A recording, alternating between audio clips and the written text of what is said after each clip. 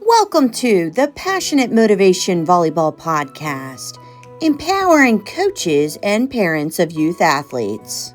Passionate Motivation Volleyball, where we fight in a positive way. Our intention is to fight with a positive, honest, intelligent, tough, and energetic mindset. I'm your host, Christy Callahan, a coach with 25 years of playing experience, including being a former collegiate athlete, a coach with 20 years of experience, 2 years as a club director, and I've been on a mission to build the foundation of volleyball where it barely existed just a few short years ago.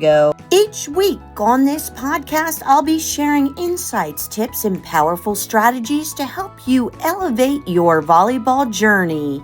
So this morning, grab your coffee, sit back, relax, and enjoy the show. Hey, volleyball family, it's your host, Christy Callahan, aka Coach C, here with the Passionate Motivation Volleyball weekly podcast. This week's episode is focused on the third point made in the JVA published article called 4 Important Rules Every Volleyball Parent Should Know. The last 2 weeks, we focused on the topics of the first week, be their safe space, not their coach. And the next week was trust the process. And finally, this week, we are focusing on cheer loud, but stay classy. This is where we want the parents' cheers to be loud. We know the snacks are semi-healthy and the bleachers are a little slightly uncomfortable. So cheer loud, but stay classy. Yes, I want you cheering like your kid just won an Olympic gold medal. But I also want you to stay out of the coach's chair. Let's talk about it. Let's be loud. Let's be proud. Be the hype squad that your child dreams of. Okay, maybe sometimes they're slightly embarrassed, but hype them up. I'm talking loud claps, high fives, cowbells. Okay, maybe not the cowbells, but come on. We want the cheering that fills the gym with joy. But here is a line, friends, and it's somewhere between let's go girls and why didn't she go for that ball? Here's the thing, when your athlete misses a serve, like I said, they already know. I talked about this in the article. They're replaying it in their head before you even sigh. So let's keep the groaning to a minimum, okay? As a club director, I've seen it all. The parent who stands, who points, who waves like they're conducting an orchestra, of teenagers who are just trying to play their hearts out. Volleyball is actually pretty fast at the higher level, especially. And from the bleachers, you might not see what the coach sees. You might not even have faith in the coach. You might think that you know more than the coach. But I'm going to tell you something. As I said before, I've seen it all. And the thing about it is when you try to coach from the sideline, even if, say, the coach is slightly inexperienced, what happens is the athletes are going to not believe in the coach as much. They're going to hear you from the sideline. It's one, going to confuse them.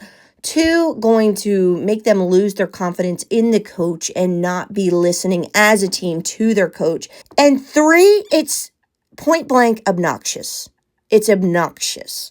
And I know you just want what's best for your kid. I know that. But as we've talked about before, coaching from the sideline and coaching your daughter is not your job. If you want to be a coach, apply to be a coach. Your daughter deserves to have the opportunity to go through this journey and experience this journey the way that she is supposed to go through it. Your job as a parent, on the sideline, on the bleachers, on the bench, is strictly and purely to be there to support your daughter and to cheer them on.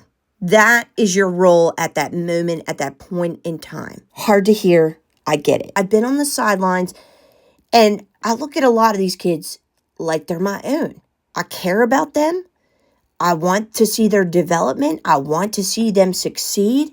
And there's been many times, even as a club director, it's hard to remain positive when Sally Lou is off on her sets and your daughter is flying towards the net trying to get the ball, or when a player consistently is making bad passes. I do understand. And I'm also a person of be real, but we also have to understand our place in the game on the sideline. This is what's going to help the overall success of the program. It's actually integral that the parents stay positive and say positive things even about the ref, even when they've made a terrible call. 9 times out of 10 or 9.9 times out of 10, they're not going to change their call. So you're better off cheering on your daughter and supporting her the way that you need to do so. Now, I've been a coach for 20 years as well. Let me throw on my coach visor for a second. Here's the honest truth. Sideline coaching is distracting for the player, for the coach, for anyone. If you're shouting, move your feet, or swing harder from the stands, your player has to split their focus. One ear has to be on the coach, one to the bleachers, and that's really not fair to them. Let them hear one voice during the game so they're not looking all over the place. And let that voice be their coaches.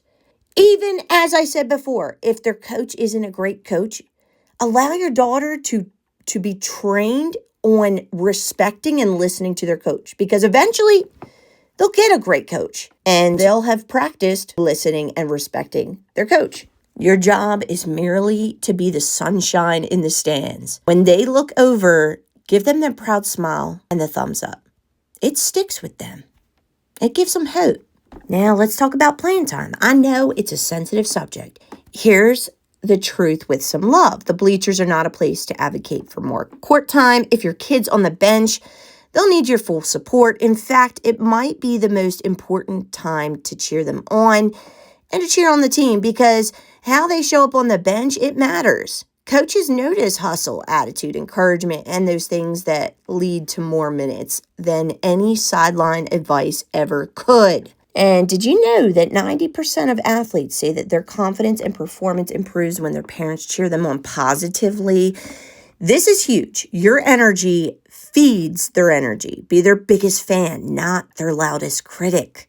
Out of my 20 years of coaching, some of my players that wound up loving the game the most and working the hardest at the game were the players with the parents that were super supportive.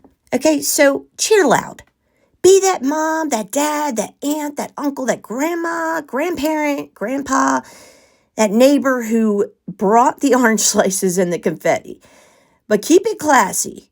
Keep it positive. Your kid is out there learning, growing, competing, and trying their best, and that deserves support, not stress. And remember, we are all in this together. We're all on the same team, the same volleyball team, the same dream. Let's create a sideline culture that lifts every athlete up. All right? All right, that's it for today. Don't forget to hit the subscribe button so that I can continue making this content. Leave me a comment, like and share it with your volleyball fam. And until next time and next week, cheer loud, love louder, and please, no play-by-play analysis in the car ride home. It's Coach C signing off from Passionate Motivation Volleyball.